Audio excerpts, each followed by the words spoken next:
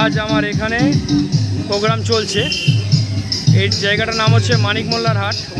মানিক মোল্লার হাট থেকে কিছুটা দূরে এখানে আছে ডোরেমন আর জোকার, দেখতে পারো। আজ এখানে সুন্দর একটা মুহূর্ত, এখন বাজে প্রায় 9:30। খুব সুন্দর এখানে সাজিয়েছে। ভিতরের ডেকোরেশন তোমাদের দেখাচ্ছি আমি। যদি আমার ভিডিওগুলো অবশ্যই আপনাদের ভালো লাগে তাহলে অবশ্যই সাবস্ক্রাইব, লাইক ও কমেন্ট করতে ভুলবেন না। পুরো রাজকীয় ব্যাপার।